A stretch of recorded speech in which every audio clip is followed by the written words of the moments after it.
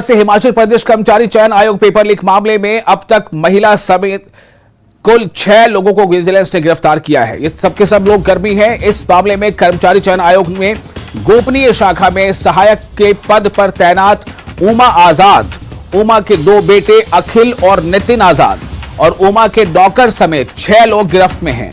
कल विजिलेंस ने उमा को 5,000 रुपए की रिश्वत लेते रंगे हाथों पकड़ा था और फिर हमीरपुर में उमा के आवास पर रात 12 बजे तक विजिलेंस की टीम ने पूछताछ की थी।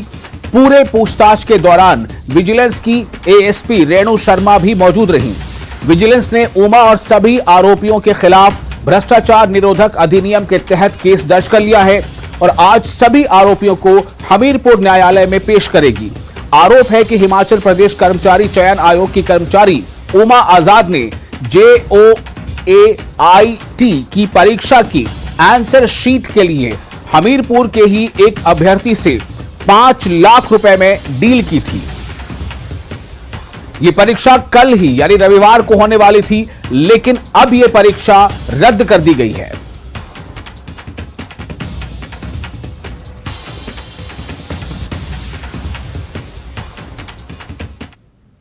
अरेस्ट कितने हैं मैम? अभी तक हम इस बारे में बता नहीं सकते, अभी हो रही है कार्रवाई ना। मैडम कोई नकदी बरामद हुई है? कोई कैश बरामद? नकदी बरामद हुई। कितना अमाउंट है मैडम? 5,000।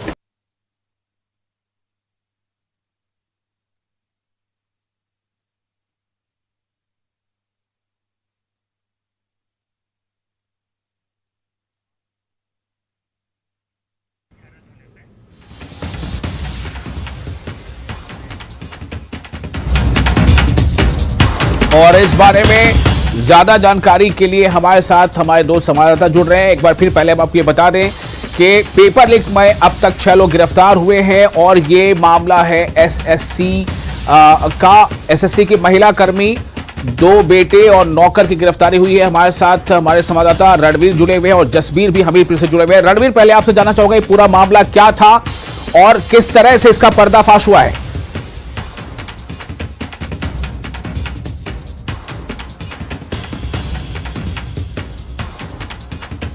रणवीर, आपको मेरी आवाज मिल रही है? उन्हें जो है गोपनीय सूचना के आधार पर जी जिस तरह से ये जानकारी निकलकर आई है कि विजिलेंस को जो है गोपनीय सूचना थी, उनको जो है गुप्त सूत्रों से पता चला था कि यहां पर जो JOIT जो पोस्ट कोड है 965 उसका जो पेपर है लीक होने की आशंका जताई गई थी और इसके लिए एक जो महिला कर्मचारी वहां पर तैनात है। तो यहां पर यह भी पता चला था कि किस तरह से ये जो खरीद फरोख्त होनी है उसको लेकर जो है किस तरह से जो बातचीत जारी है। तो इसी सूचना के आधार पर एक सुनियोजित तरीके से विजिलेंस की टीम ने जाल बिछाया और इस महिला अधिकारी को पकड़ा गया। अभी तक की जो जांच इसमें हुई है, प्रारंभिक तौर पर ये निकल कर आया है कि 2 लोगों को तो ये बेच दिया गया था और एक जो डील हुई थी जो पहले 5 लाख बताई गई, फिर उसमें ये बताया गया कि उस अभ्यर्थी के पास जिसने ये पेपर खरीदा दलाल के माध्यम से, उसके पास उतने पैसे नहीं थे, तो लेकिन एडवांस के तौर पर जो है 2.5 लाख रुपए लिए गए हैं। ये बात जो है कबूल की गई है। तो यहां पर अभी ये आशंका जताई जा रही है कि ये एक बहुत बड़ा नेटवर्क हो सकता है, क्योंकि हिमाचल में इससे पहले भी जो है पेपर लीक हुए हैं, जैसे पुलिस पेपर भर्ती लीक हुआ और यहां पर एक आरोपी से पूछताछ में जो है ये भी पता चला है, जो जानकारी विजिलेंस की तरफ से निकलकर आ रही है सूत्रों के हवाले से, कि उस आरोपी ने जो मुख्य आरोपी महिला है जो सीक्रेसी ब्रांच में वहां पर तैनात थी, उसके बेटे ने पिछले साल जो है ये पेपर जो है इसी JOIT का जो एक पेपर है वो क्रैक किया था, 70 नंबर लिए थे। तो यहां पर कुल मिलाकर अब ये एक बड़े गिरोह की आशंका है कि ये जो है इससे पहले भी यहाँ पर जो है इस तरह के जो मामलों में जो है ये महिला संलिप्त हो रही है। इसके तार कहाँ जुड़े हुए हैं, कड़ियां कहाँ जुड़ी है, इसको जोड़ने में जो है विजिलेंस की टीम लगी हुई है। मामला जो है पिछले कल दर्ज कर लिया गया था, देर रात तक जो है पूछताछ आरोपियों से हुई है। आज जो इनको अदालत में भी पेश किया जाएगा। तो यहाँ पर राज्य जैसा कि माना जा रहा था, जैसे ही ये खबर निकल कर आई कि पेपर लीक होने की आशंका है और ये पेपर भी जो है पकड़ा भी गया है और ये जो आंसर के साथ ये जो है सॉल्व आंसर पेपर था, ये जानकारी जो है निकल कर आई और उसके बाद राज्य सरकार तुरंत जो है इसमें हरकत में आई और आयोग के अध्यक्ष के साथ जो है बातचीत की गई और इस पेपर को जो है रद्द किया गया। देखिए बहुत बड़ा मजाक अब जो है भर्तियों के नाम पर यहाँ पर हो रहा है, पेपर किस तरह से लीक हो रहे हैं और यहाँ पर ये भी बताते चले कि 319 पदों के लिए जो है एडवर्टीजमेंट किया गया था। पहले मई 2022 में 191 पद विज्ञापित किए गए थे, उसके बाद अक्टूबर में कुछ और पोस्ट इसमें जोड़ी गई थी, तो कुल 319 पद इसमें थे। 476 जो है परीक्षा केंद्र बनाए गए थे। 1 लाख से ज्यादा अभ्यर्थी इस परीक्षा में जो है बैठने वाले थे। तो यहाँ पर देखिए तैयारी किस तरह थी और एक तरफ से दूसरी तैयारी किस तरह से थी कि पेपर जो है चलिए कम से कम ये हुआ कि अभ्यर्थियों को परीक्षा देने के बाद ऐसी कोई सूचना मिलती तो उससे बेहतर है कि ये पता चला। आप हमारे साथ बने रहे रणवीर। जसबीर के पास जाना चाहेंगे जो हमारे साथ जुड़े हुए हमीरपुर से। जसबीर, हमीरपुर में क्या स्थिति इस वक्त है? जैसा कि खबर है उसके मुताबिक रात 12 बजे तक वहां उमा के आवास पर, उमा जो है जो महिला का नाम आ रहा है उनके आवास पर 12 बजे तक विजिलेंस की टीम ने पूछताछ की थी। कल किस तरह से ये सरगर्मी हमीरपुर के लोगों ने देखी, कितनी लंबी पूछताछ हुई, हमीरपुर में क्या कुछ हुआ ये बताएं। जी विशाल, मैं आपको जानकारी देना चाहूंगी कल दोपहर 1 बजे से रात के करीब 12 साढ़े 12 बजे तक जो उमा आजाद का घर है 12 नंबर 7, वहां पे विजिलेंस की टीम ने दबिश ली है। अंदर जो भी लोग थे उनसे गहन पूछताछ हुई और आपको ये भी जानकारी देना चाहूंगा कि वहां पे घर के अंदर उनका एक छोटा बेटा है, उससे भी गहन पूछताछ हुई है। इसके साथ उनका जो नौकर है वो भी इस मामले में संलिप्त पाया गया है और उसके साथ 2 अभ्यर्थी जिन्होंने पैसे दिए थे उनसे भी गहन पूछताछ हुई और उसके साथ एक और अन्य व्यक्ति भी शामिल है। कुल मिलाकर 6 लोगों को पुलिस ने विजिलेंस ने गिरफ्तार किया है। उन्हें आज जो हमीरपुर न्यायालय है वहां पे पेश किया जाएगा। आपको ये भी बताऊं कि 1 साल पहले ही जो उमा आजाद उनका जो बड़ा बेटा है वो भी चयन आयोग के माध्यम से ही सरकारी किसी पद पे तैनात हुआ था। तो कुल मिलाकर ये काफी लंबा ये सारा ये पूरा मामला चला हुआ था। इस मामले में और भी काफी लोग होने की जो आशंका है इसको लेकर विजिलेंस लोग सारी छानबीन कर रहे हैं। आज दोपहर तक लग रहा है कि उनको कोर्ट में पेश किया जाएगा। उसके बाद जो भी कार्रवाई होगी वो सबके सामने होगी। और आपको ये भी जानकारी देना चाहूंगी वहाँ पे जो 12 नंबर 7 में उनका जो आवास है, जो हमारी छानबीन हुई उसमें ये पता चला है कि कुछ दिनों से जो उमा आजाद है उसके परिवार का जो लाइफस्टाइल था बिल्कुल चेंज हो गया था। उनके घर में महंगे सामान आ रहे थे, 2-3 उन्होंने लग्जरी गाड़ियां खरीदी थी, तो उनका जो पूरा लाइफस्टाइल पूरा चेंज हो रहा था। आकाश पड़ोस के जो लोग थे वो भी साथ में काफी हैरान थे कि एकदम से यहाँ पे क्या है, उनके पास इतना खजाना कहाँ से आ रहा है। तो कुल मिला के जो कल की कार्रवाई हुई है इसको लेके हर तरह से यही चर्चा की जा रही है। जी जसबीर, क्या इस तरह के किसी मामले में पहले भी इस परिवार का नाम कभी उछला था? क्या उमा के ऊपर इस तरह के पहले भी कोई आरोप लगे थे?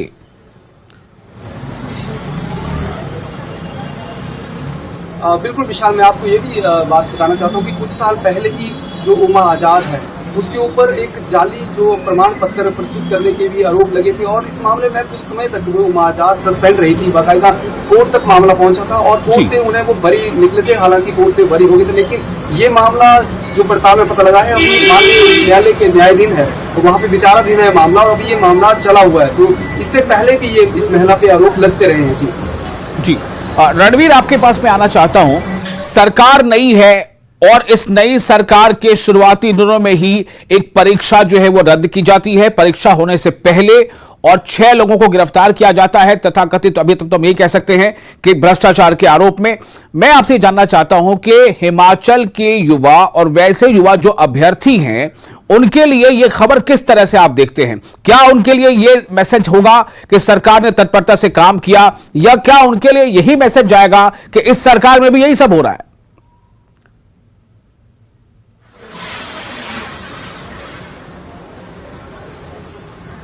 सबसे बड़ी बात जो है, जो भर्तियां इस वक्त है, सबसे बड़ा सवाल बेरोजगारी का है। जी, काफी मुश्किल से जो है सरकारी भर्तियां निकलती है। हिमाचल में देखिए सबसे ज्यादा जो युवा आकर्षित होता है वो सरकारी नौकरी की तरफ होता है। लंबी फहरिस्त है, 8-8.5 लाख से ज्यादा तो पंजीकृत बेरोजगार है जो रोजगार कार्यालय में दर्ज है। जहां तक सरकारों की बात है, हालांकि इस सरकार के पास ये तो बहाना हो सकता है कि ये जो प्रक्रिया है ये पूर्व सरकार के समय में चली थी। मई 2022 में पद विज्ञापित हुए थे, अक्टूबर में कुछ और जोड़े गए, तो प्रक्रिया जो है जारी थी। ये तो सरकार को जो है बने हुए ज्यादा दिन तो हुए नहीं है, तो ये प्रक्रिया चल रही थी। एक ये हो सकता है, लेकिन जिस तरह से पूर्व सरकार के समय में हुआ है और उससे पहले भी आरोप लगते रहे हैं, तो ये बेहद निराशाजनक है। निराशाजनक सबसे ज्यादा उन युवाओं के लिए है जो मेहनत करते हैं, जो मेरिट में आते हैं, और इस तरह से जो है भर्तियां होती है। हिमाचल में सिफारिश के आधार पर कितनी बार भर्तियां हुई, इससे जो है इसमें कोई दो राय नहीं कि सिफारिशें यहां पर चलती हैं, और उसके बावजूद अगर किसी का नंबर भी आता है तो वो इस तरह के जब पेपर लीक हो जाता है, कितनी कठिन जो है परीक्षाएं होती हैं, और इसमें 1-2 महीने की तैयारी नहीं, सालों से जो है अभ्यर्थी जो है तैयारी करते हैं, और नंबर देखिए आप 1 लाख से ज्यादा अभ्यर्थी। तो ये अपने आप में मुझे भी लगता है कि ये मतलब सरकार को किस तरह से ये युवा रेट करेंगे, इस सरकार को ये तो उनके ऊपर है, लेकिन हाँ ये जरूर है कि परीक्षा देने के बाद और कुछ महीने इंतजार के बाद जब नतीजे का इंतजार होता है, तब अगर कभी ये पता चलता है कि परीक्षा जो है वो रद्द कर दी गई, तो शायद मुझे लगता है ज्यादा तकलीफ होती है। और इसमें अब आगे क्या कुछ होना है, कितनी जल्दी फिर परीक्षा की अगली तारीख आएगी, ये भी देखने वाली बात होगी। फिलहाल हमें यहां पर एक छोटा सा ब्रेक लेना पड़ेगा। मैं चाहूंगा आप सब हमारे साथ बने रहें। छोटा सा ब्रेक चलता फिर आपका स्वागत है। आप देख रहे हैं न्यूज़ 18 जम्मू कश्मीर लद्दाख हिमाचल पर। नमस्ते हिमाचल। 25 दिसंबर 2022 को मन की बात कार्यक्रम सुनने के बाद बीजेपी के सभी नवनिर्वाचित विधायक दल की बैठक में भाग लेंगे। यह बैठक मन की बात कार्यक्रम के बाद पीटर हॉफ शिमला में शुरू होगी। यह जानकारी बीजेपी प्रदेश अध्यक्ष सुरेश कश्यप ने दी है।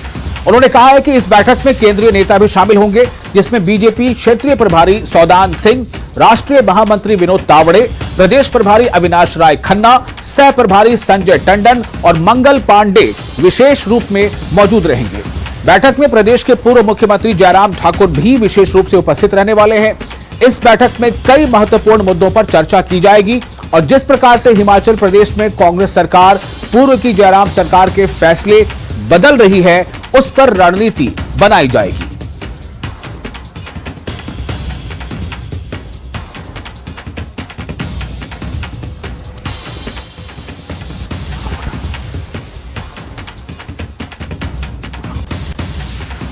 और अब ब्रेकिंग न्यूज, खबर अहम है। खबर के मुताबिक संस्थानों को डी नोटिफाई करने के मामले में आज भी बीजेपी सड़कों पर उतरकर सुक्खू सरकार के खिलाफ हल्ला बोलेगी, जिसमें आज कुल्लू में बीजेपी के वरिष्ठ नेता सड़कों पर उतरकर जयराम सरकार के फैसलों को बदलने के खिलाफ, यानी वो जो फैसले पलट दिए जा रहे हैं, इसके विरोध में वो विरोध जताएंगे। इसके अलावा नूरपुर में बीजेपी नेता इस मामले में एसडीएम को ज्ञापन सौंपेंगे, जबकि देहरा में एसडीएम कार्यालय रक्कड़ को बंद करने के खिलाफ बीजेपी विधायक विक्रम सिंह ठाकुर जसवां परागपुर में हल्ला बोलेंगे। बीजेपी कल शिमला में होने वाली बैठक में भी इस मामले को लेकर रणनीति बना सकती है।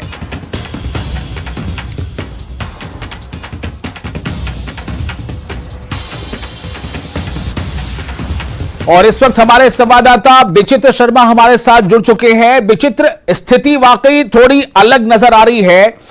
हिमाचल की जनता ने मैंडेट दे दिया है, मुख्यमंत्री और डिप्टी सीएम तो बन चुके हैं, मंत्रिमंडल का फिलहाल नामो निशान नहीं है। वहीं दूसरी तरफ पूर्व की सरकारों के फैसलों को लगातार पलटा जा रहा है और इनके खिलाफ बीजेपी को एक अच्छा मौका मिल गया है। विचित्र।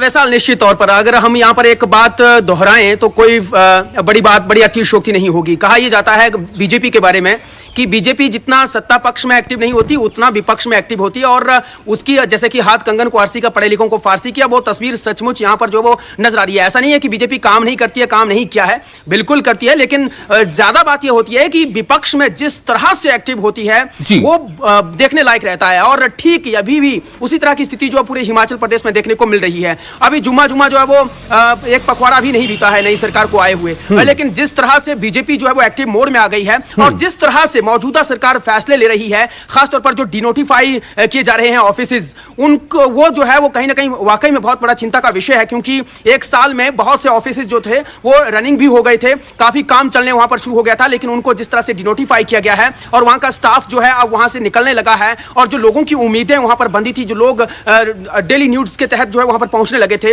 उनको भी बहुत मायूसी जो है वो कहीं ना कहीं हाथ लगी है। अगर इसी सिलसिले में हम लोग देखें तो पूरे हिमाचल प्रदेश में न केवल कुल्लू कांगड़ा के इन, जैसा कि आपने अभी जिक्र किया है कि जसवा परागपुर या फिर हम नूरपुर की बात करें, यही नहीं हो रहे हैं ये जिस तरह से स्ट्राइक्स, ये जो हड़तालें हैं या जो प्रदर्शन है या जो हल्ला बोल है, ये पूरे हिमाचल प्रदेश में देखने को मिल रहा है। हमारी जो बीजेपी के जो सीनियर लीडर्स हैं उनके साथ भी बातचीत हो रही थी, जिस तरह से विपिन परमार भी कह रहे थे कि अभी तो हम लोग नहीं चाहते थे कि नई सरकार के जो ये हनीमून पीरियड है उसमें खलल डाले विशाल, लेकिन क्या करें, डालना पड़ रहा है। इसलिए भी क्योंकि मैंडेट जो है वो भले ही कांग्रेस के पक्ष में गया, लेकिन बहुत कम अंतर से जो है बीजेपी ने जो वो शिकस्त खाई है और बीजेपी बाहर नहीं हुई है रेस से। बीजेपी में जो है 0.9 से यानी 0.9 ही मत प्रतिशत जो है वो रहा है, अंतर रहा है जीत हार का। तो ऐसे में बीजेपी बिल्कुल एक्टिव मोड में है और वो कबाब में हड्डी भी बनेगी, हनीमून पीरियड में खलल भी डालेगी और इन सवालों को जरूर उठाएगी जो डिनोटिफाई किए जा रहे हैं। विशाल, यहाँ पर एक बात पर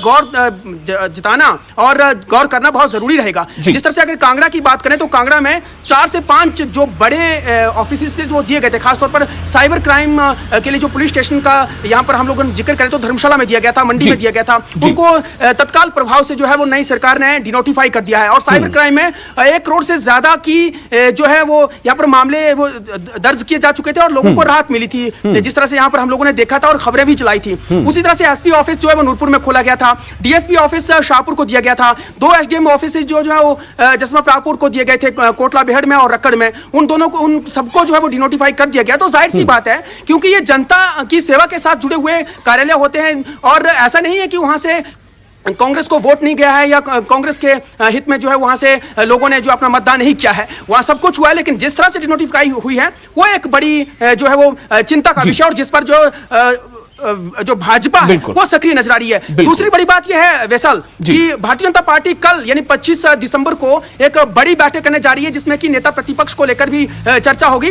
और साथ ही साथ अपने जो जितने भी राष्ट्रीय जो नेता हैं और जो कि हिमाचल प्रदेश में प्रभारी भी हैं, सह प्रभारी भी हैं, वो लोग सब यहाँ पर मौजूद रहने वाले इस बैठक में और उसमें जो है प्रधानमंत्री की मन की बात के बाद जो है इसी पर चर्चा होगी कि क्या अब हाईकोर्ट या न्यायालयों का रुख किया जाए नई सरकार के इन फैसलों के तहत या क्या किया जाए। इस पर जो है वो गहन मंथन होना है, इस पर चर्चा होनी है और देखना बड़ा दिलचस्प रहने वाला कि आगे बीजेपी की जो है वो किस मोड में आने वाली है और क्या करने वाली है। बिल्कुल, तो बिल्कुल ये स्थिति ऐसी है जैसा आपने बताया कि मतों का बहुत ही कम अंतर है और इसका मतलब यह है कि हिमाचल की जनता ने एक बहुत ही मजबूत विपक्ष अपने लिए रखा है ताकि विपक्ष जो है सत्ता पक्ष जब कभी भी थोड़ा वो रास्ते से भटकता हुआ नजर आए तो उस पर नकेल कस सके। लेकिन सबसे अहम बात यह है कि क्या इस मुद्दे को लेकर जो जन समर्थन है वो भी बीजेपी जुटा पाएगी। अगर ऐसा होता है तो यह वाकई बहुत अच्छा होगा सरकार के भविष्य के लिए। फिलहाल आपका शुक्रिया विचित्र और हम फिलहाल दूसरी खबर का रुख करेंगे। एक बहुत अहम खबर यहां पर यह है कि कोरोना पॉजिटिव होने के चलते ही सीएम सुखविंदर सिंह सुक्खू सोमवार से दिल्ली में क्वारंटीन हैं और अब खबर यह है कि सीएम 25 दिसंबर को शिमला लौट आएंगे, लेकिन उनके आने के बाद भी अब मंत्रिमंडल का विस्तार और ओपीएस का वादा शायद अगले साल ही पूरा हो पाएगा। यह रिपोर्ट देखिए।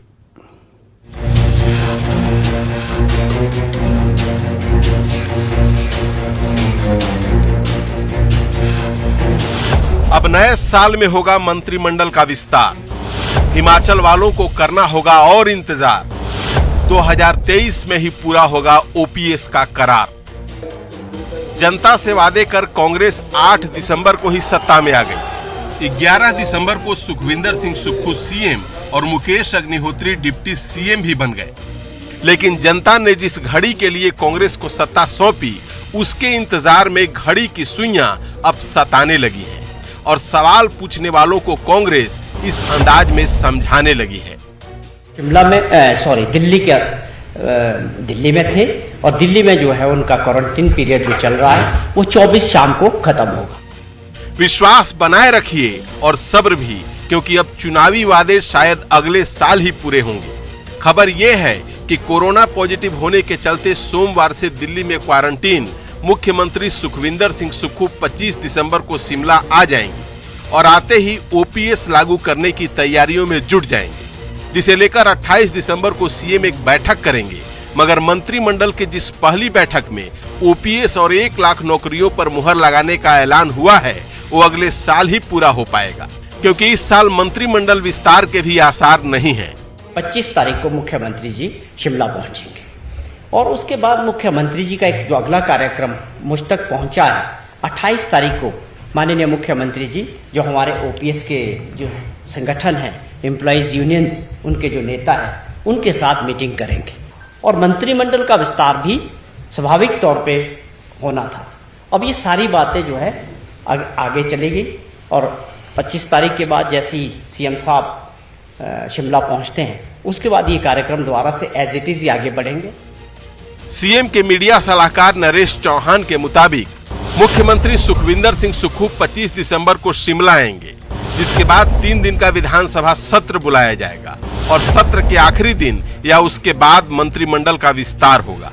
25 दिसंबर से 31 दिसंबर तक साल के बचे 7 दिनों में भी मंत्रिमंडल विस्तार और कैबिनेट की पहली बैठक हो सकती थी, लेकिन ऐसा संभव नहीं दिखाई दे रहा, क्योंकि 25 दिसंबर से 30 दिसंबर तक राज्यपाल शिमला में नहीं रहेंगे। तय कार्यक्रम के मुताबिक राज्यपाल 25 दिसंबर को अहमदाबाद जाएंगे और अहमदाबाद से ही राज्यपाल गोवा चले जाएंगे।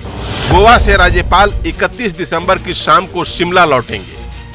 ऐसे में अब मंत्री पद के दावेदारों के साथ जनता को भी न्यू ईयर पर ही सरकार का गिफ्ट मिलता दिखाई दे रहा है। सुक्खू सरकार की कैबिनेट में कौन कौन से चेहरे होंगे, इसका पता भी नए साल में चलेगा, जनवरी में चलेगा। ये पहले हफ्ते में होता है या दूसरे हफ्ते में होगा, ये देखने वाली बात होगी। लेकिन इतना तय है कि नए साल में ही सुक्खू सरकार सौगातें देगी। शिमला से मेरे कैमरा सहयोगी दीपक राणा के साथ रणबीर सिंह, न्यूज़ 18 हिमाचल।